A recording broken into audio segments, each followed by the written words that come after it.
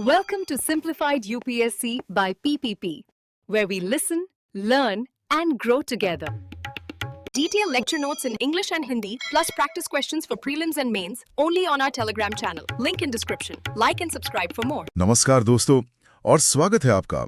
आज हम जीव विज्ञान के एक ऐसे अध्याय की गहराइयों में उतरेंगे जो हर जीवित कोशिका के अंदर हर पल घट रहा है। हम बात कर रहे हैं पौधों में श्वसन यानी रेस्पिरेशन इन प्लांट्स की। हाँ, ये एनसीईआरटी क्लास 11 बायोलॉजी का चैप्टर 14 है और यूपीएससी सिविल सेवा परीक्षा के लिए एक बेहद जरूरी टॉपिक है। बिल्कुल, आज हमारे विश्लेषण का आधार यही एनसीईआरटी का अध्याय और साथ ही हम यूपीएससी प्रीलिम्स 2013 के एक सवाल को भी देखेंगे, ताकि ये समझ सके कि आयोग इस ज्ञान को कैसे परखता है। जी, हमारा मिशन सिर्फ इस चैप्टर को पढ़ना नहीं बल्कि इसके पीछे की कहानी को समझना है कि कैसे एक ग्लूकोज का मॉलिक्यूल अपनी ऊर्जा कोशिका को देता है। और इस दिलचस्प सफर पर निकलने से पहले हम अपने सभी मौजूदा पेड मेंबर्स को दिल से धन्यवाद देना चाहते हैं। आपका समर्थन ही हमें ऐसा उपयोगी कंटेंट बनाने की ऊर्जा देता है। और अगर आपको हमारा काम पसंद आता है तो simplified UPSC by PPP YouTube channel को सब्सक्राइब करके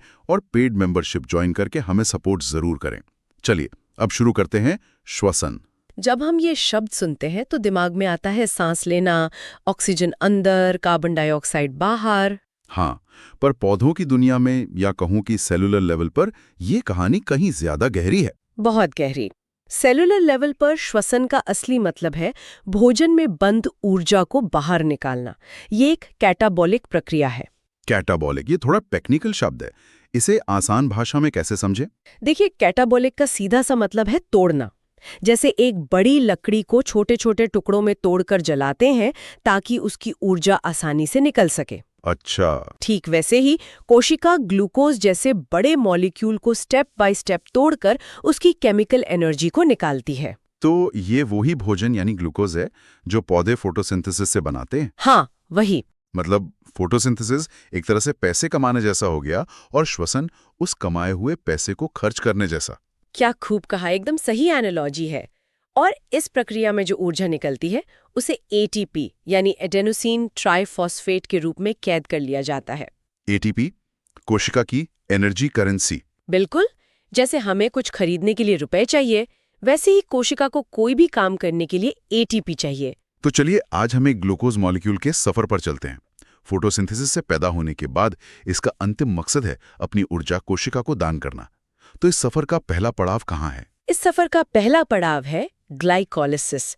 ये प्रक्रिया कोशिका के कोशिका द्रव्य मतलब साइटोप्लाज्म में होती है। साइटोप्लाज्म में? हाँ, और इसकी सबसे खास बात यह है कि ये एक यूनिवर्सल पाथवे है। Universal pathway? इसका क्या मतलब? मतलब ये कि ये वायवीय और अवायवीय दोनों तरह के श्वसन में होता है। दुनिया के लगभग हर जीव में, चाहे वो बैक्टीरिया हो, पौधा हो या इंसान, ऊर्जा निकालने का पहला कदम ग्लाइकोलाइसिस ही है। अरे वाह! ऑक्सीजन हो या ना हो, ग्लाइकोलाइसिस तो होकर रहेगा। होकर ही रहेगा। तो इस प्रोसेस में होता क्या है? देखिए, ग्लाइकोस का मतलब है शुगर और लाइसिस का मतलब है टूटना। तो इसमें ग्लूकोज के एक 6 कार्बन वाले मॉलिक्यूल को 10 चरणीय रिएक्शन के जरिए पायरुविक एसिड के 2 3 कार्बन वाले मॉलिक्यूल्स में तोड़ दिया जाता है। 10 स्टेप्स। तो क्या यूपीएससी के लिए ये सभी 10 स्टेप्स याद रखने की जरूरत है? नहीं, बिल्कुल नहीं। ये सुनकर एस्पिरेंट्स ने राहत की सांस ली होगी। हाँ, जरूर ली होगी। तो हमें याद क्या रखना है? बस ये समझना जरूरी है कि इनपुट ग्लूकोज है, आउटपुट पायरुविक एसिड के 2 मॉलिक्यूल हैं। ये प्रक्रिया साइटोप्लाज्म में होती है और इसमें ऑक्सीजन की जरूरत नहीं होती। ठीक है। आप इसे सफर का पहला टोल बूथ समझ सकते हैं। ग्लूकोज को इस प्रक्रिया में घुसने के लिए शुरुआत में 2 एटीपी खर्च करने पड़ते हैं, लेकिन आखिर में 4 एटीपी बनते हैं। तो 2 एटीपी का सीधा मुनाफा? बिल्कुल, 2 एटीपी का नेट गेन। तो ग्लाइकोलाइसिस के बाद हमारा पायरुविक एसिड एक चौराहे पर खड़ा है। एक रास्ता ऑक्सीजन की मौजूदगी का है, दूसरा उसकी गैर मौजूदगी का। हाँ, कहानी यहाँ से 2 अलग अलग दिशाओं में बट जाती है। चलिए पहले उस रास्ते पर चलते हैं जहाँ ऑक्सीजन नहीं है। ठीक है।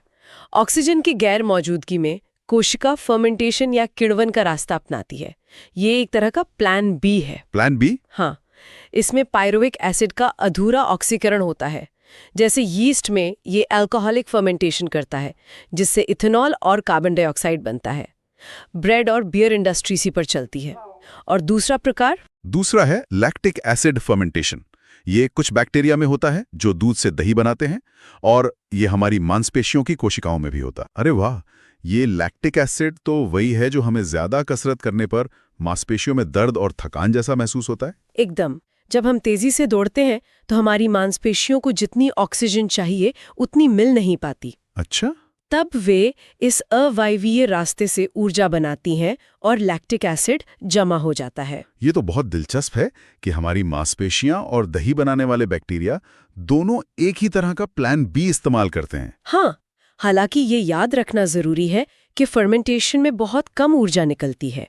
ज्यादातर ऊर्जा लैक्टिक एसिड या इथेनॉल में ही बंद रह जाती है। मतलब ये एक इमरजेंसी उपाय है, परमानेंट सॉल्यूशन नहीं। बिल्कुल। समझ गया। तो ये था प्लान बी। अब आते हैं मेन रास्ते पर। जब ऑक्सीजन मौजूद हो तब इस पायरुविक एसिड का क्या होता है? जब ऑक्सीजन मौजूद होती है तब होता है वायवीय श्वसन, यानी एरोबिक रेस्पिरेशन, और यहीं से ऊर्जा का असली खजाना निकलता है। अच्छा। इसके लिए ग्लाइकोलाइसिस से बना पायरुविक एसिड साइटोप्लाज्म से निकलकर कोशिका के एक विशेष अंग माइटोकॉन्ड्रिया में प्रवेश करता है। तो अब हम असली एक्शन वाली जगह पर पहुंच गए हैं, माइटोकॉन्ड्रिया।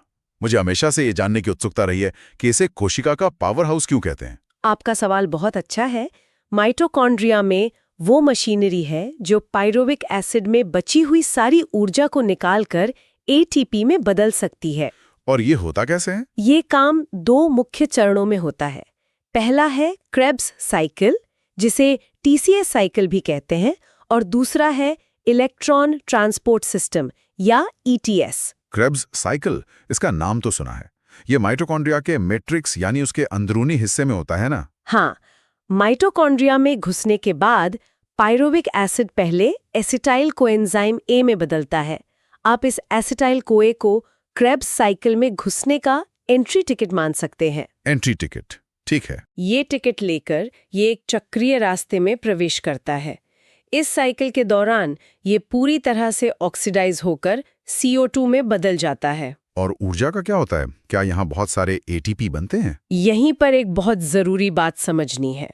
क्रेब्स साइकिल में सीधे तौर पर बहुत कम एटीपी बनते हैं। अच्छा, तो फिर इसका मुख्य काम क्या है? इसका मुख्य काम ऊर्जा को एटीपी में बदलना नहीं, बल्कि उसे NADH और FADH2 नाम के हाई एनर्जी मॉलिक्यूल्स में लोड करना है। मतलब ये एक तरह की रिचार्जेबल बैटरी हो गई? बिल्कुल, ये रिचार्जेबल बैटरियां या हाई वैल्यू चेक्स हैं।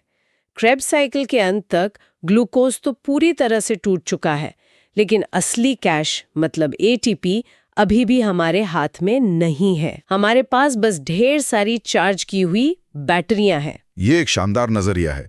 तो अब इन रिचार्जेबल बैटरियों को डिस्चार्ज करके असली करेंसी यानी एटीपी बनाने का समय आ गया है। हाँ, और ये काम होता है वायवीय श्वसन के अंतिम और सबसे महत्वपूर्ण चरण में, जिसे कहते हैं इलेक्ट्रॉन परिवहन प्रणाली यानी ETS।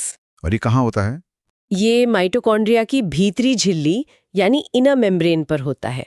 ये एक तरह की असेंबली लाइन है जिसमें कई सारे प्रोटीन कॉम्प्लेक्स लगे होते हैं। एक असेंबली लाइन, ये काम कैसे करती है? NADH और FADH2 जो हमारी चार्ज की हुई बैटरियां हैं, इस असेंबली लाइन के पहले स्टेशन पर आते हैं और अपने हाई एनर्जी इलेक्ट्रॉन्स को दे देते हैं। अच्छा। ये इलेक्ट्रॉन फिर एक प्रोटीन से दूसरे प्रोटीन पर कूदते हुए आगे बढ़ते हैं, जैसे रिले रेस में बैटन पास होता है।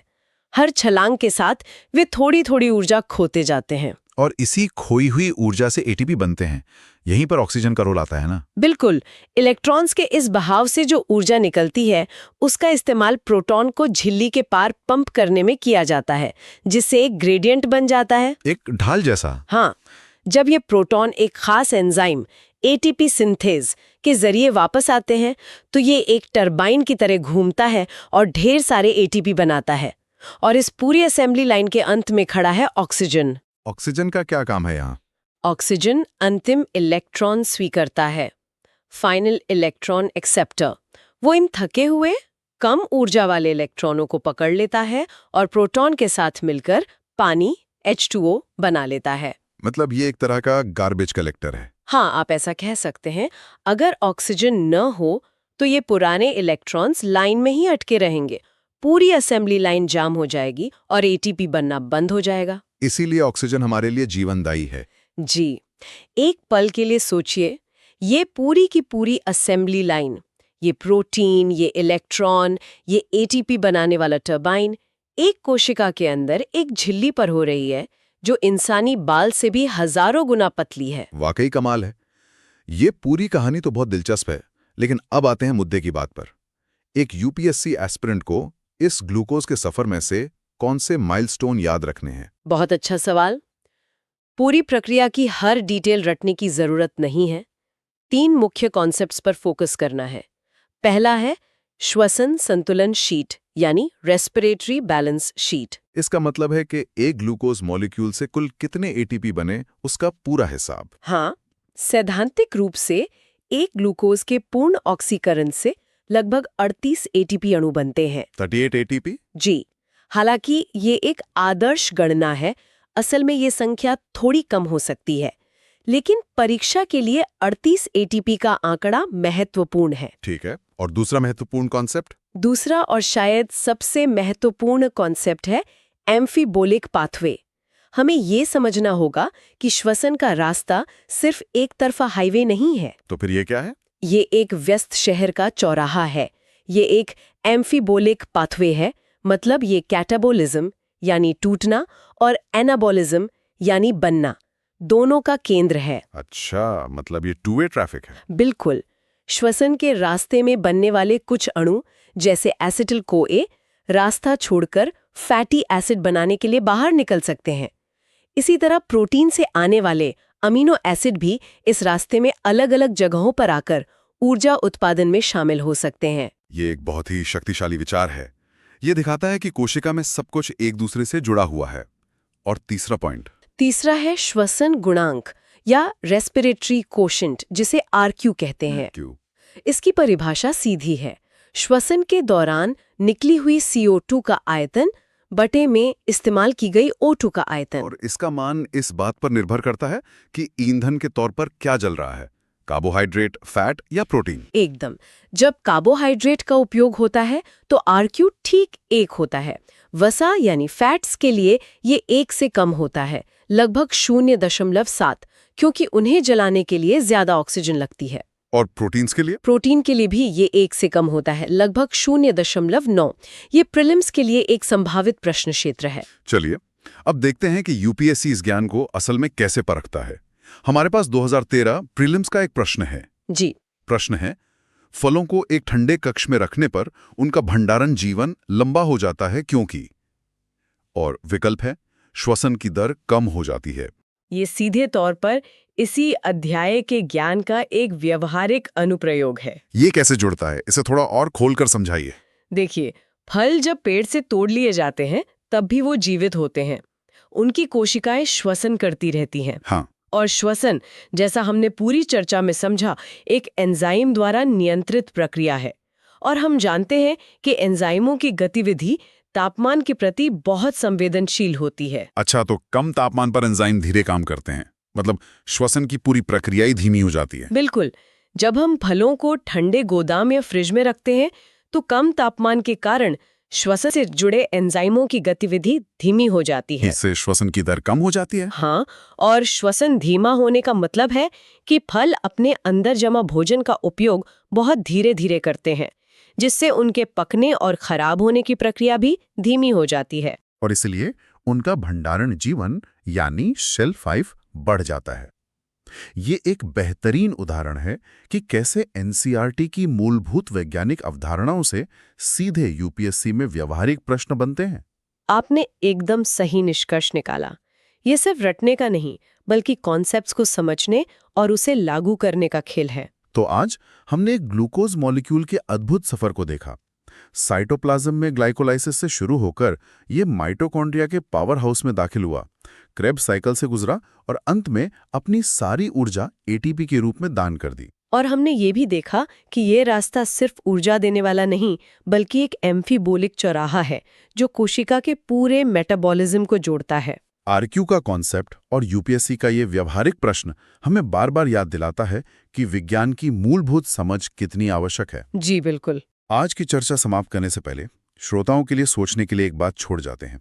कोशिकीय श्वसन की यह प्रक्रिया ऊर्जा को एक रूप से दूसरे रूप में बदलने में मानव द्वारा बनाई गई किसी भी मशीन से कहीं ज्यादा कुशल है। यह प्रकृति की इंजीनियरिंग का एक अद्भुत नमूना है जो अरबों वर्षों के विकास का नतीजा है। इस पर विचार करना वाकई दिलचस्प है। आज की चर्चा को समाप्त करने से पहले एक बार फिर हमारे channel simplified UPSC by PPP को सब्सक्राइब करना और हमें समर्थन देने के लिए मेंबरशिप ज्वाइन करना ना भूलें।